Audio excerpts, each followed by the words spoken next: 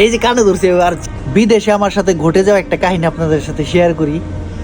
তো একটা সময় আমি একটা কোম্পানিতে কাজ করতাম, মোটামুটি খুব ভালো একটা অবস্থান ছিল, ঠিক আছে। তো আমার রুমমেট আবার অন্য জায়গায় কাজ করতো, গাছ কাটতো। তো অনেক কষ্ট হইতো ওর। তো আমার বলতো যে বন্ধু যেভাবে পারস ম্যানেজ করে তো একটু দেখ তোর এখানে ঢুকান যায় কিনা আমারে। তো আমার আবার ওইখানকার সুপারভাইজার, এমনকি ফোরম্যান তো দূরেই থাক, সুপারভাইজারের লগে ডিরেক্ট খাতির ছিল বা একটা সম্পর্ক ছিল।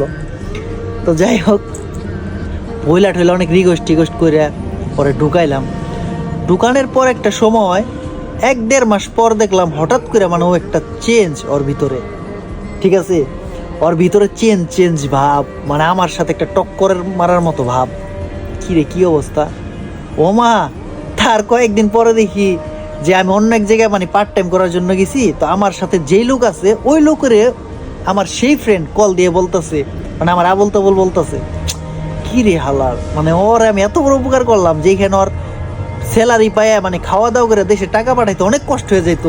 আর এখন এমন একটা জায়গায় না দিলাম, ওর খাওয়া দাওয়া সব কিছু বাদ দিয়ে ওই মোটামুটি 40 থেকে 45 হাজার টাকা পর্যন্ত দেশে পাঠাইতে পারতেছে। ও আমার নামে বদনাম করতেছে এটা সেটা। তো এরপর কানে ধরলাম যে এই যে কানে ধরছে, আর জীবনে আর কাউরে এরকম উপকার করুম না বা এটা করুম না। নিজের অবস্থান অন্তত আনতে নাই, বা নিজের জায়গায়, ঠিক আছে, আনতে নাই।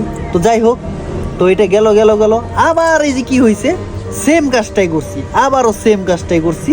মানে একটা সময় আমার সাথে অনেক বড় কাহিনী করছিল, ওইটা ভুলা ঠুলা যায় মালিকরা অনেক রিকোয়েস্ট করে আবার আমার এখানে আবার আরেকজনের নিয়ে আসছি। সেম মানে ওই রকম কিছু একটাই ঘটতে যাইতেছে মনে হয়, ঠিক আছে। মানে ঘোড়া টপকে মানে কি বলে জানি, কি কেমনে যেন একটা কথা বলে আর কি, মানে বলতে পারতেছি, মনে পড়তেছে না। ওইরকম আর কি, মানে এতদিন মানে আমি ছিলাম বাবা, এখন এখানে আয়না দেওয়ার পরে মনে হইতেছে মাঝে মধ্যে কিছু বিহেভ দেখে মনে হইতেছে আমার টপকে যাবার চাইতেছে আর কি।